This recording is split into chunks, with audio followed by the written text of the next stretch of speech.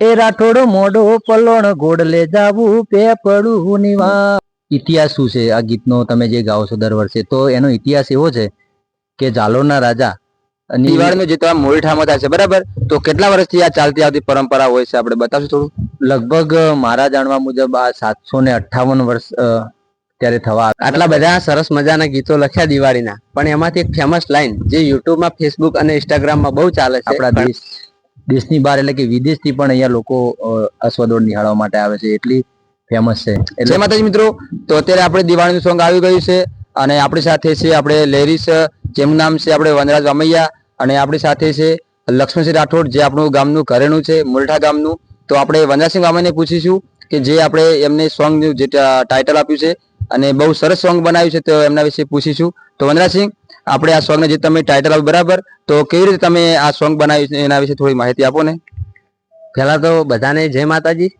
અને મુડેઠા ગામ એટલે મારું મોસાળ, એટલે નેસડા મુડેઠાના જે ભાઈઓ અહીંથી બખ્તર ચારણ કરી અને પેપડું જાય છે એનો ઇતિહાસ જે થોડો ઘણો સાંભળ્યો, એટલે દિવાળી ઉપર જે વિચાર આવ્યો કે દિવાળી આવે છે એના પહેલા એક ફેમસ તસવીર એટલે લક્ષ્મણસિંહ રાઠોડ, જે મુડેઠા ગામનું ઘરેણું કહેવાય.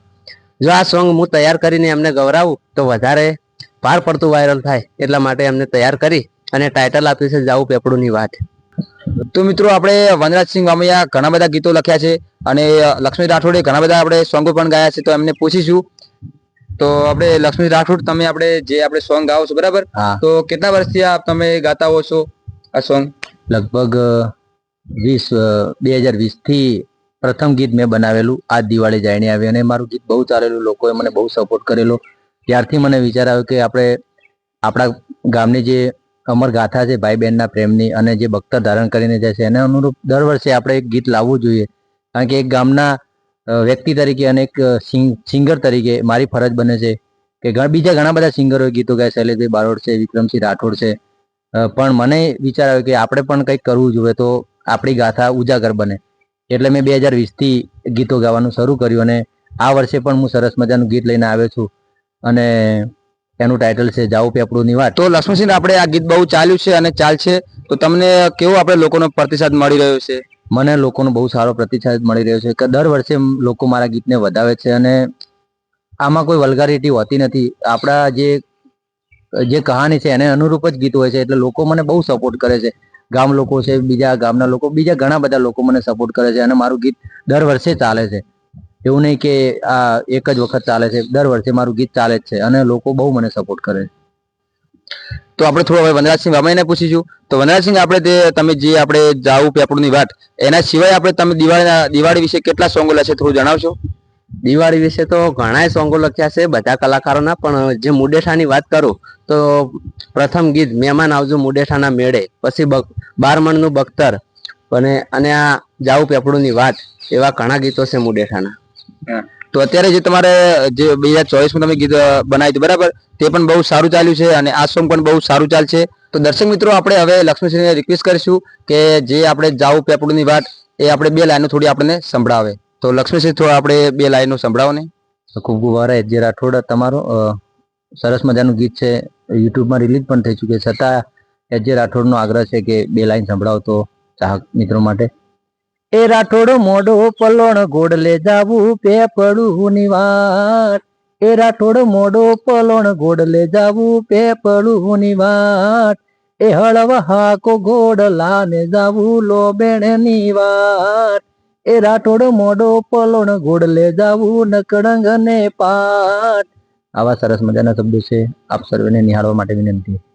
ખૂબ ખૂબ ધન્યવાદ લક્ષ્મી રાઠોડ. તો આપણે આ સોંગ બહુ સરસ છે, તો મિત્રો તમે પણ આ સોંગને સાંભળ્યું છે, અને ફરીવાર જેને પણ ના સાંભળ્યું હોય મિત્રો, તો એ NYM ડિજિટલમાં આવી ગઈ છે. તો મિત્રો, બધાને આપણે સપોર્ટ કરવાનો છે આ સોંગને, અને બહુ વધારવાનું છે.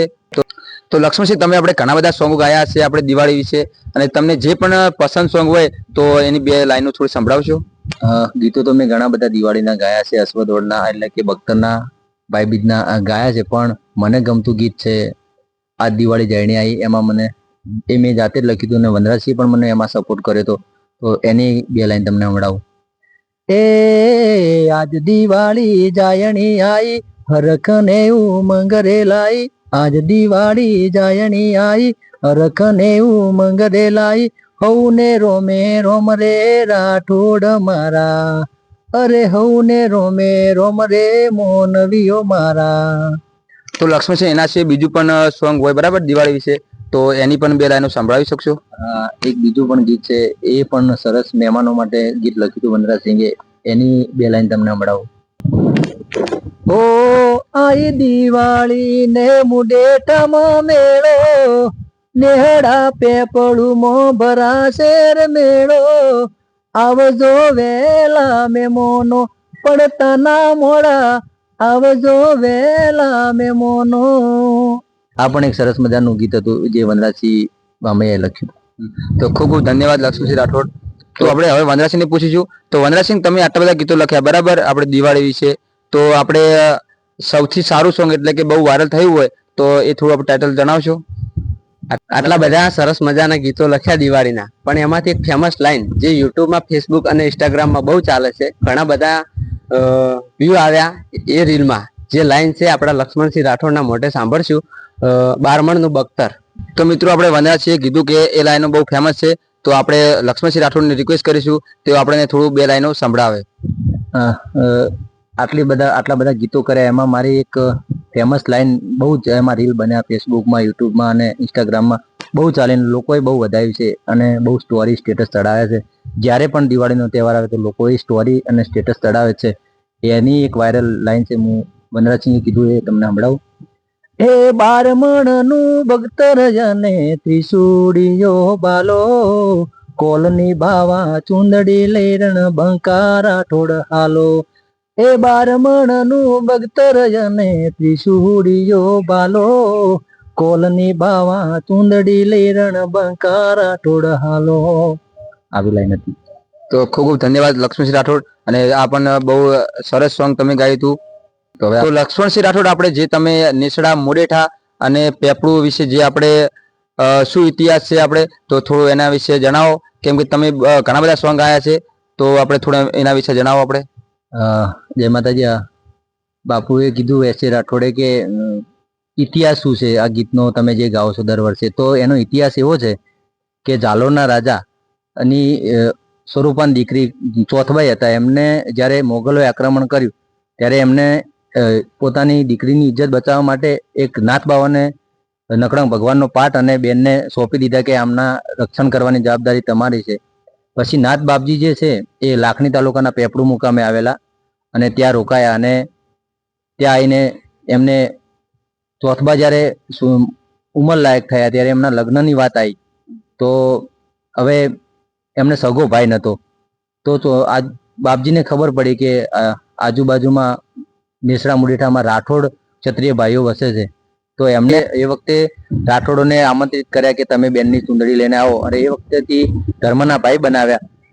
એ ત્યારથી જ દર વર્ષે રાઠોડો ભાઈ બીજના દિવસે એટલે બેસતા વર્ષની રાતે જાય અને ભાઈ બીજના સવારે બેનને ચુંદડી ઓઢાડી અને મુડેઠા પરત ફરે.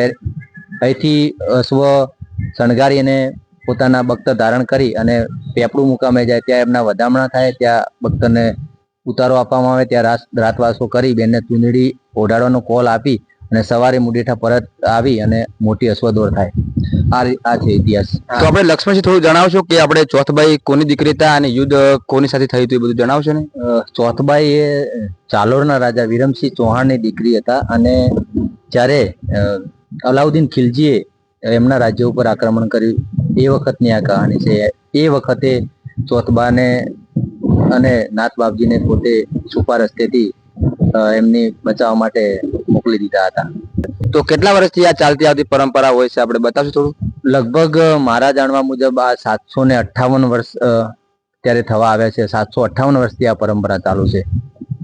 તો લક્ષ્મણસિંહ, આપણે અશ્વદોડ આપણે મુડેઠા ગામના તો જોવા આવતા છે લોકો ગામના, તો પણ બહારના પણ લોકો આવતા હશે, એ થોડી વિશે આપણે માહિતી આપો ને.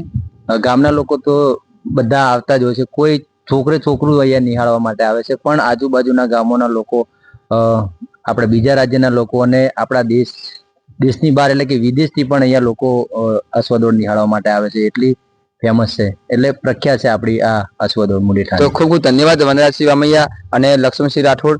તો આપણને જે જણાવ્યું કે મુરેઠા, નેસડા અને પેપડુઆનો ઇતિહાસ આપણને જણાવ્યો અને જે એમને ગીતો બનાવ્યા છે એમના વિશે પણ આપણને સંભળાવ્યું. તો બહુ સરસ રીતે એમને આપણને સમજાવ્યા તેમના એટલે કે ગીતો વિશે અને જે પેપડુનો ઇતિહાસ છે એના વિશે આપણને બહુ સારી માહિતી આપી છે.